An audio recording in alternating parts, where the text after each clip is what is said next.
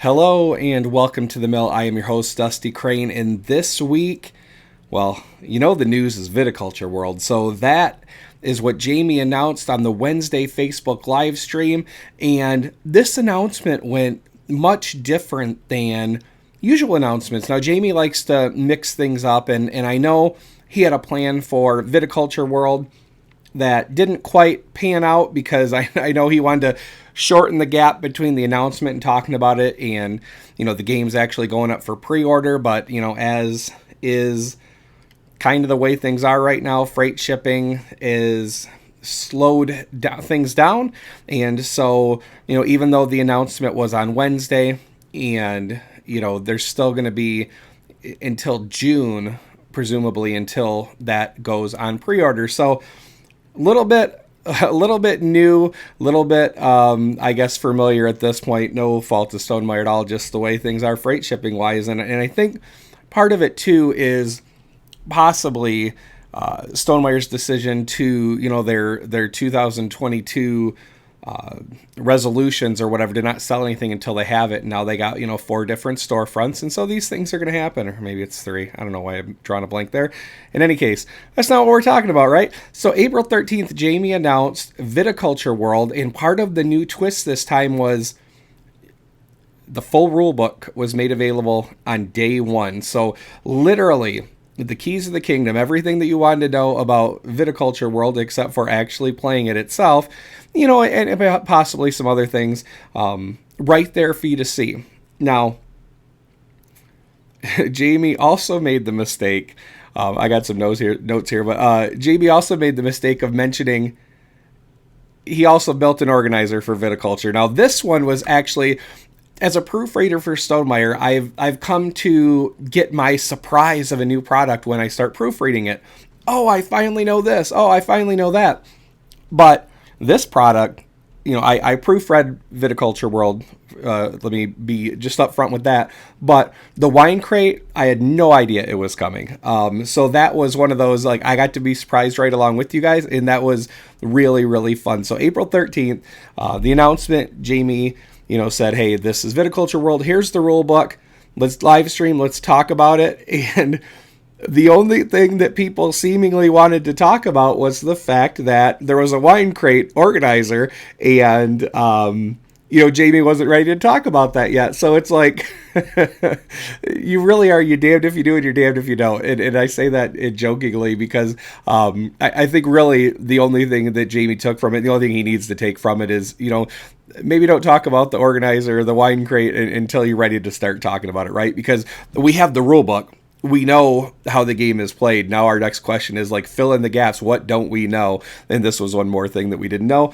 And so that was kind of amusing. But anyway, the announcement that this expansion for Viticulture is not only developed by Jamie, but it was actually designed by fans Mahir Shah and Francesco Testini. And they, worked together on this collaborative or this co-op. They collaborated on this co-op expansion. Now, the fact that it's a co-op also made some waves because, to date, Viticulture has been a competitive game. You're playing for the most points. There is going to be a winner at the end of the game, whereas the co-op, it's you either win together or you lose together. And for some people, co-ops are not they're not their bag. It's not what they come to board games for, or maybe they've had bad co-op experiences. And so there were some people that were vocally just not interested. Hard pass. I'm so disappointed. And I wrote a little something on Board Game Geek in one of the Viticulture World forum threads, just kind of saying, if you're disappointed in the fact that it's a co-op, I understand, because to date, like I mentioned, Viticulture has always been a competitive game, and as such, you come to expect something. So when we learned that there was a new rule book, there was that very high possibility that we thought we were getting, and myself included, that people thought that maybe we were getting another Tuscany. Tuscany is one of, when you think about board games and their expansions, Viticulture already being great on its own, but there's a lot of people that say Tuscany is where it's at. I'll never play the base board game again. And I know that JB gets a little, I don't want to say protective, but like I think that might be one of those things where he's like, the base game is great, and he still talks about how that's the best onboarding experience. Start with Viticulture, then you can implement Tuscany. But I'm one of those people that if I'm playing Viticulture, I want to play Tuscany. So I understand, and I also understand that people thought maybe they were getting another big box like Tuscany.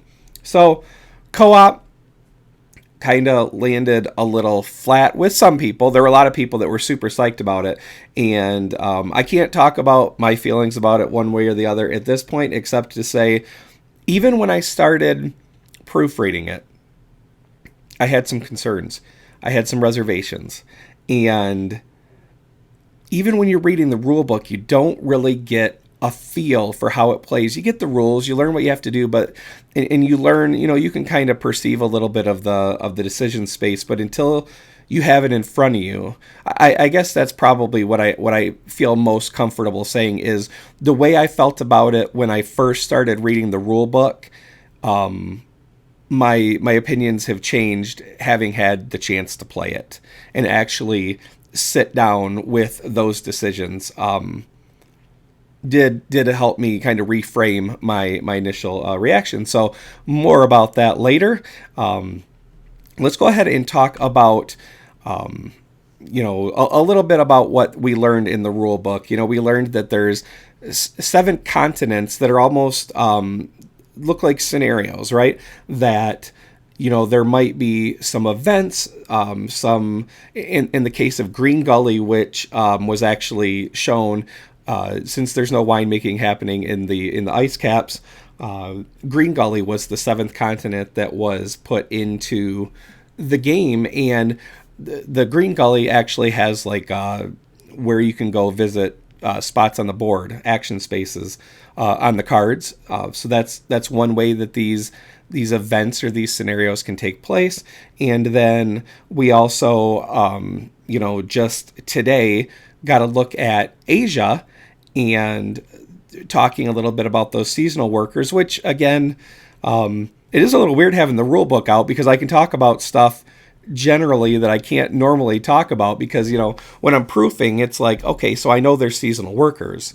But usually once we start talking about these reveals, it's like, oh, I can't, what am I allowed to say at this point? It's a little bit of mental. So now I'm like, how do I talk about these things without expressing how I feel about them? Different challenge. It's still fun. So let's talk about, before we get into, that too much into too deep, we have the scenarios, the event cards. We have seasonal workers. We have innovation tiles. We have a new organizer inside the box. It's plastic. It's reusable.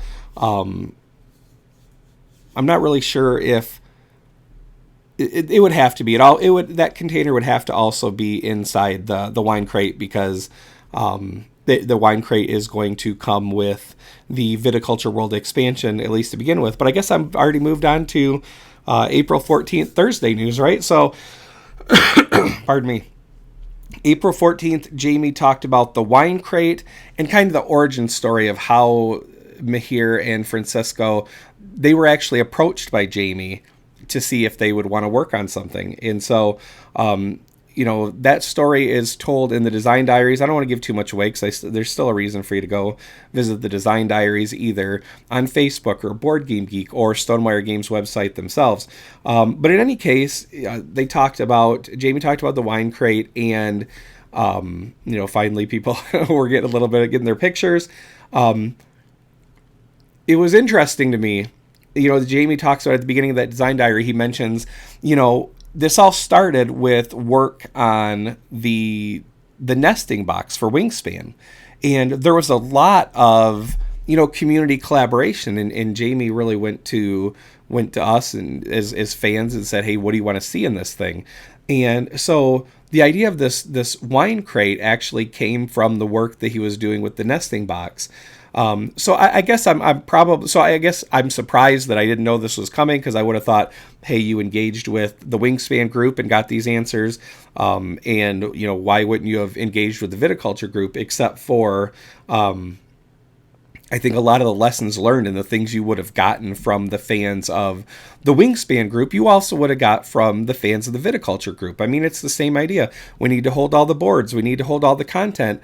A nice touch that was brought up is even the stuff that was discontinued, like the Formaggio and, some of the other, one of the other expansions that, is it something with trees, arbor? I never played. I should do the print and play and get the different expansions, because there's a lot of people that think they're quite good, and it would be fun to try something new as it relates to viticulture. But in any case, everything that's been made for viticulture is going to fit in this box with enough room that if there is inspiration for something else in viticulture, then it can be done. Now, I certainly, especially after Viticulture World, I see the potential for an expansion to Viticulture World, which is still an expansion for viticulture. But one of the things that gets talked about in the instructions, and also a little bit through the design diaries, is these innovation tiles. And I really like what Jamie has shared of these design tiles, because you get the idea. In looking over the rule book, you learn that well, in the base game, you're used to having 2 spots, for each location that you visit. And, one has a bonus. Maybe it's 2 or 3 spots, depending on your player count. You can tell I'm usually always playing at the player count that only has the 1 or 2. But you have a few different options, right, based on player count. And in this game, it's similar in that, if you're playing at a low player count, maybe you only have the 1 space available. And if you're playing at a larger player count, then you have 2 spaces available.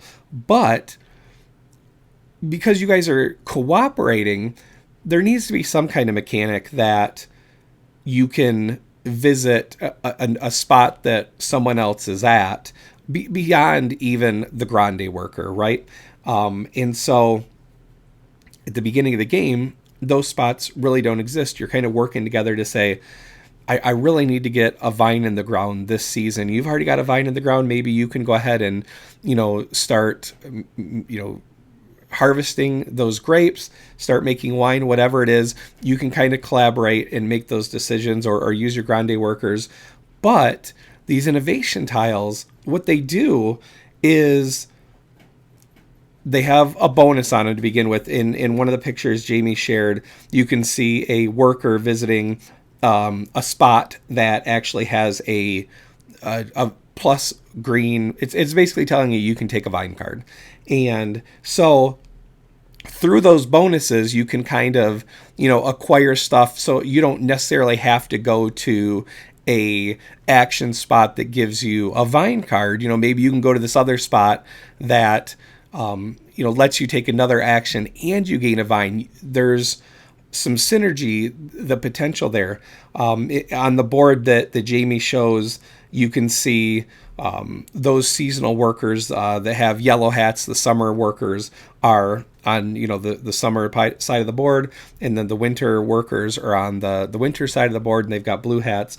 But you can see a couple of those tiles already out. There's one that looks like you can add winter visitors, and then there's another one that I know what it is, but I don't think you can tell what it is. But it would be in the rule book. It's basically saying it's an arrow pointing to the left, which means, you can use the bonus in the spot next to it. So in this case, in this image, which I'll bring it up on the screen here too. In this case, you could go ahead and put your worker, as long as they were a trained worker or a grande worker, on that spot, and you would, gain whatever, you're going to take the action, whatever that location is, but you're going to gain the bonus that's right next to it, which is a winter visitor. So there's that, like, every time you play this game, maybe not every time. If you play this thing hundreds of times, like, some of these other games, then you're going to encounter similar game spaces. But you also see that not only can you upgrade these spots that you go to, another thing that this thing does, according to the rule book, is whereas in a normal case, you could only put one worker on a spot, or two workers, depending on the player count, or a grande worker.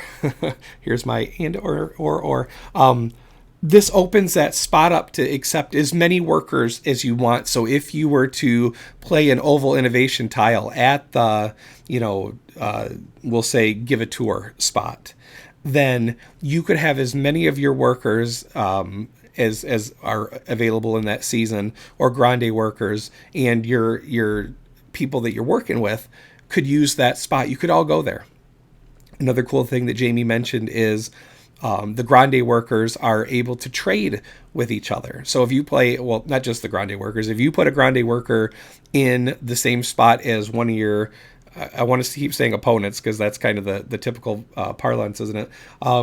But if you move to a spot with one of your family members that you're working on this vineyard together with, right? If you visit there, then they can, there's goods that can change hands. You can trade off things. The rectangle innovation tiles, because there's the ovals, which allow you to add, you get a bonus, but also you can add as many people to that spot as you want. The rectangle ones basically upgrade a spot on the board. Now, this isn't one where you can say, I'm going to have 3 spots on the board that upgrade or that allow me to complete line orders. It's not like that. It's one of those where you, in the example shown in this picture, you see, and Jamie mentions that there's a spot on the board that says pay 1 to gain 1. It's similar to Tuscany, right? In this case, you can pay 2 of any kind of card for 2 of any other kind of cards. You can turn in 2 wine cards and take a summer visitor and a winter visitor, or you could turn in, 2 vine cards or 2 visitor cards and gain some lira or a grape or a victory point. And one of these innovation tiles that was played over top of it was pay 1 to gain 2. So that spot gets upgraded, and you can just see how in this game you're going to have different game states. According to the rule book, you're going to have 2 innovation tiles, rectangular, and 2 oval innovation tiles available to, add to your game at any given time. I don't think it's likely that you're going to be able to get them all. Unless you have a high player count and everyone's going to for that innovation move. But I think, there's also that is going to make for a unique board every game. You can't put all of them out, so not everything's going to get upgraded. Do you upgrade an oval spot and make it to where more people can visit, or that there's a benefit that would synergize well with that spot? Or do you upgrade an action permanently to make it more powerful? And you can see how you're working together with someone else could be like, ooh, I can't do that this turn, but hey, do you think this is something that you would be willing or able to do? That type of thing. You can see how that co-op goes nicely. And plus, you are getting better returns every time. In the rule book, it's recommended that you innovate early and often, I think is the line that it uses. And you can see the benefit of upgrading those spots early, so that you can gain them more often throughout the game. So that was, kind of what was talked about on Friday. Now on Saturday, Jamie talked about the Asia continent. So we talked about Green Gully first. I guess I'm kind of eager to talk about this, so I'm running a little bit more than I would maybe. But in Green Gully, which is based on Charterstone, you can see that you get the idea here anyway that each one of these cards is teaching you about, in this case, we're seeing for the Charterstone one, for innovation, looks like it's the first card. It is the first card. Says, basically it's teaching about the innovation tiles. In this case, the oval innovation tiles. And so it is going to, provide you a benefit. There's a space that you can put your worker on to visit. But you have to imagine, let's see here what Jamie actually mentions. The different cards actually guide you through the new mechanics that are found in Viticulture World. So you can imagine innovation. You can imagine in terms of the new stuff, the innovation. This one says oval tiles. I have to imagine that there would be and I'm not I'm trying to be careful with what I know versus what's been revealed and what's in the rule book. That's really what's throwing me is what is actually said in the rule book. Teaching you the new mechanics being the oval innovation tiles, the rectangle innovation tiles, the influence track, and the event cards, the training your workers isn't really new, except for when you train a worker in Viticulture World, you're removing their little orange or blue hat, and it's up to you whether you want to train a summer worker or train a winter worker to be available year round. So that's where Green Gully on Saturday, Jamie starts talking about Asia. The different continents have different difficulties. Now, you do see a bit of it in the pictures that Jamie shared. In Asia in particular, you see almost like a little history lesson on winemaking. And it says new latitude wines. First, there's a setup thing. So it'll tell you, what you need to do to set up for this continent, because there's going to be, like I said, different, they feel like scenarios. Jamie's mentioned that they're asymmetric, and in the regard that they're different from one another. I see that. In this instance here with Asia, it's considered, looks like there's 16 cards in that continent deck. This particular continent is considered an easy level. There's varying difficulties, and you see that in the rule book too, where it says, this one's easy, this one's easy, this one's medium, this one's hard, this one's very hard. But in this one, this easy one, the event cards, serve to give you kind of a focus, a short-term goal to focus on and work towards. And this one in particular is this new Latitude Wines card in Asia is encouraging you to give tours. And if you do that, if you, and depending on how many people you're playing with, you together gain a benefit. And so that's where the co-op is working. Yes, you still need to develop your vineyard, because you need 25 victory points to win in the 6 years your vineyard is operating. But you also need to be working together to complete these events to add influence to the board, because so far as we see here, the ways to gain influence are through this event card, and then the game board itself shows a spot where you can pay lira to advance on that track. Now, what I thought was really cool when I was proofing this, and even what I probably would have noticed when I was looking at this in particular, is that New Latitudes wine almost has like a little history thing, and it says, viticulture in Asia marks a revolutionary step in wine production by making fine wine close to the equator. By operating at 13 degrees latitude north, these wines proudly forge the way for New Latitude wine. And there's a lot of cards that do this, that teach you along the way, and you see how probably Mahir and Francisco, like how they dug into each one of these continents in their history of winemaking and the challenges that they faced, and how really interesting it is.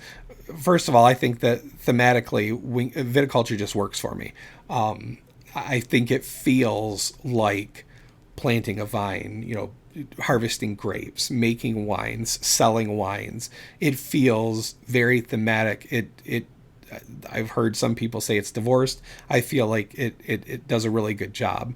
And so I also like that the lessons learned that you get in this card here also, kind of, now while this didn't directly relate to tourism, there is kind of that history lesson in I guess I'll just say some of these cards do seem to correlate. So if they're like, hey, there is a wine shortage, then maybe instead of making 2 wines, you can only make 1, something like that.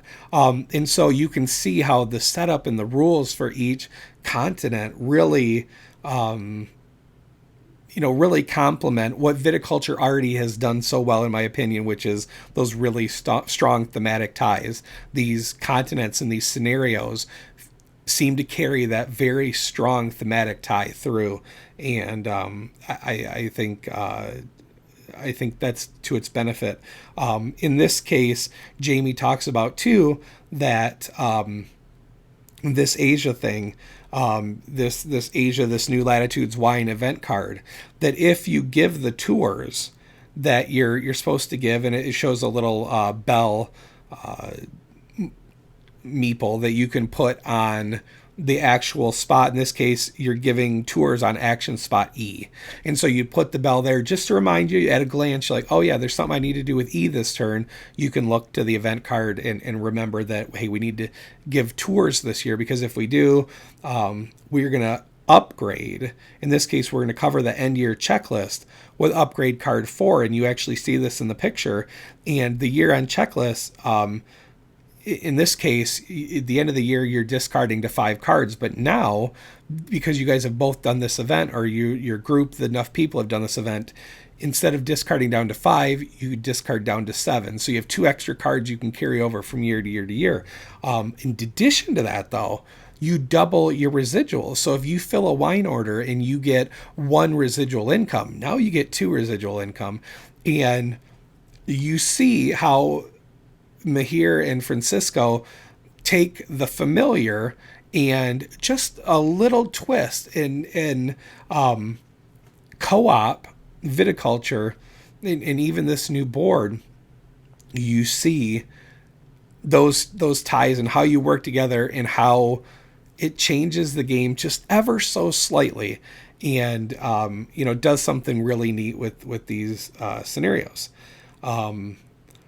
Jamie has also shared, at least in the Facebook group, some in his stories. He's shared, Mahir's, like some of the early drawings, and that design work is cool to look at too. One thing I will say about these little hats that go on the meeples, MeepleSource, which is where I also got this shirt, was kind enough to send along their viticulture deluxe workers, their meeples, their painted meeples that are really cool, and you'll see them in my playthrough. But those hats fit on those nicely. I think that's probably one of the more popular upgrades, aside from the metal lira, is those meeples, and so rest assured those fit just fine. Those are the only things I have, so I can't speak to anything else in that regard. But Jamie also talked about the seasonal workers in Viticulture World, and how he was very hesitant to allow too many changes in the worker placement aspect of viticulture, because it works really well. And so the trained workers, you're getting all your workers up front. Normally you would go and say, oh, hey, I'm going to go take this action. I'm going to pay to gain another worker. But thematically, the idea is like you and other family members, or you and, I have to imagine you're all a family, or maybe you're just co-owners that just happen to all get a vineyard at the same time. But that you don't have full-time workers to begin with. You're just getting started in your vineyard. This is year 1 or year 2 or whatever. And so you have summer workers and you have winter workers, but the summer workers are summer workers and the winter workers work in that season. And so by training these workers, it's not taking another worker and you have it available to you. It's now this worker is with you year round, and you can use them in the summer or you can use them in the winter. Whatever it is. And so really, like I said, it feels like a familiar twist on something that's already well known. And yeah, I mean that's what Jamie has shared so far about Viticulture World. So just the first day, the introduction, the rule book. The second day, on Thursday, talking about the wine crate and the origins of Viticulture World, and the fact that 13th, on the very first day of the announcement, it was announced it was co-op. On April 15th, learned about Green Gully and the different continents and the new board. And then on April 16th, on Saturday, talked about Asia and the seasonal workers. So yeah, I think that is kind of a summary of everything. Again, I'll go ahead and put a link to where you can find all this on the website, and you can also look on the Facebook group and Board Game Geek.